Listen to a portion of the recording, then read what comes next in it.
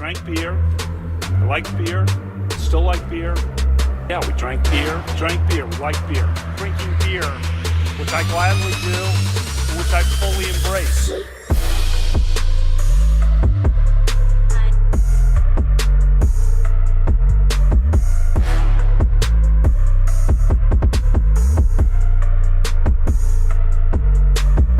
I think this is sort of ground zero for why so many people mistrust the media, why the New York Times has the nickname for New York Slimes with many people in conservative circles.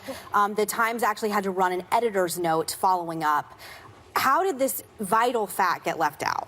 I don't know why, but I continue to be completely baffled that our so-called free press can continue to put out this absolute garbage, fake news, and then play the victim when they get called out on it. That was the case yesterday on The Spew, where these two left-wing activists who are pretending to be journalists actually went on the show to defend their hit piece against Kavanaugh, claiming that it was just an innocent mistake. Of course it was. Have you ever noticed how these mistakes and these accidents always work against conservatives and Republicans? They never ever make these mistakes in pursuit of Democrats, but then again, when are they ever pursuing Democrats? We'll get right back to this media meltdown, but first let me just take a quick moment to thank this video's sponsor, RibTee.com. Guys, I know that we all need to constantly replace our t-shirts and underwear because we buy them cheap, in bulk, and at department stores. I'm here today to implore you to consider stepping up to a higher quality, immensely more comfortable choice. Not only are they American made,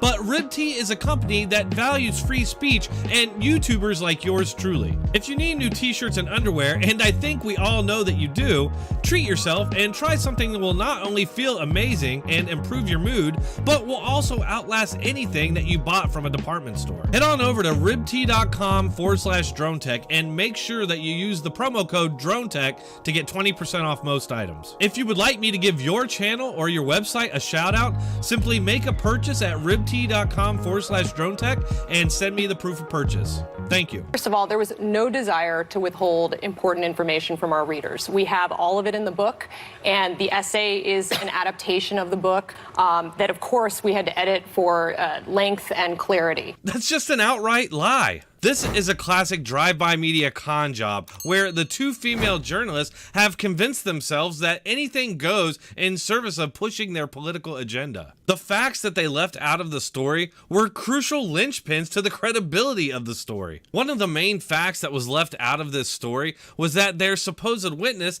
had no memory of this alleged event. Considering that they're just trying to sell a book, it's not that surprising that they would leave that out. Now they get to make all their rounds on the TV media to sell their book and to reinforce the narrative that Kavanaugh should be impeached, which surprisingly comes at the exact time that the Democrats are pushing for impeachment of Kavanaugh. CNN and MSNBC spent a total of 233 minutes pushing this story between September 15th and 16th. When it became clear that this story was a total con job, the media predictably circled the wagons, with MSNBC claiming that just because the woman doesn't remember that it happened doesn't mean it never happened. I think that the fact that the woman may have been drunk and not remembered the incident in particular doesn't mean it didn't happen. Journalisming. The network news wasn't any better, with ABC, CBS, and NBC basically ignoring this bombshell with a scant 32 minutes dedicated to the story and almost no coverage whatsoever of the fact that Ballsy Ford's main witness said that she doesn't believe what Ford said. Another inconvenient fact to the Democrat media narrative. The thrust of the essay was about, probably a bad word choice. The thrust of the essay was about, probably a bad word choice. Seriously? I mean, don't get me wrong, I love a good dirty pun, but coming from a supposed journalist whose credibility is being questioned on a national stage really shows the kind of person that we're dealing with here. Not only is it completely unprofessional, but she's adding to the smear and nationwide embarrassment of Brett Kavanaugh. How does this person still have a job? During the editing process, there was an oversight and this key detail about the fact that the woman herself has told friends she doesn't remember it and has not wanted to talk about it, got cut.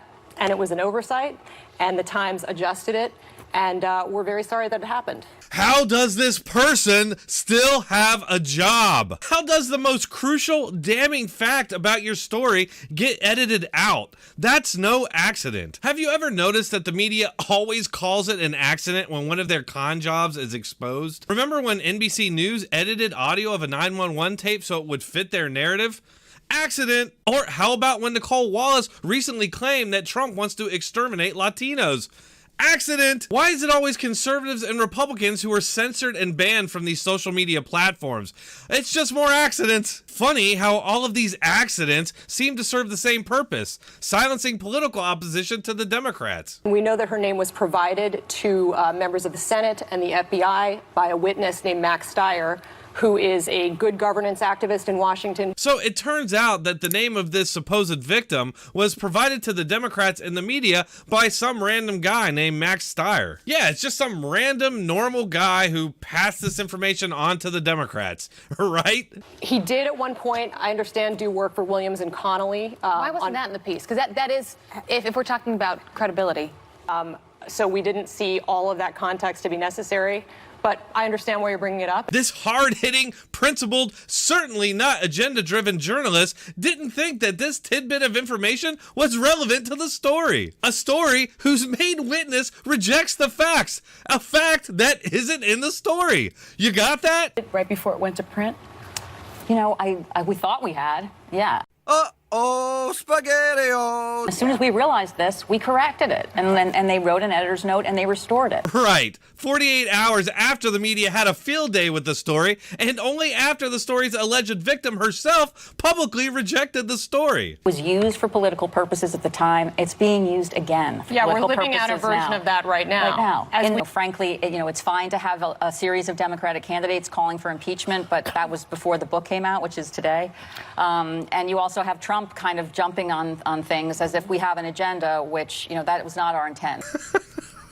I'm sure that it's just a complete coincidence that the day before your book comes out, the Democrats and the media begin a narrative of impeaching Kavanaugh. And it's just a total coincidence that your New York Times story removed any facts that were inconvenient to the claims that were being used to advance the impeachment narrative. The media and the Democrats have been exposed coordinating on narratives before. Remember Journalist? Most people don't, but it was a private forum that was being used by media members and Democrats to coordinate on talking points like defenses for Obama. This is just more of the same thing. The Democrats and their media are engaged in total war against Trump, his supporters, and the Republican Party. You can guarantee that these sorts of dirty tactics are going to be increasingly used the closer we get to the 2020 election. Continue to come here and watch me expose the media by hitting that subscribe button, and you can continue to support this channel by hitting the like button and sharing the video. If you like my content and you agree with my message, consider donating on PayPal, or you can subscribe to me on Patreon or Subscribestar. You can find all the relevant links in the description or the pinned comment. Thank you.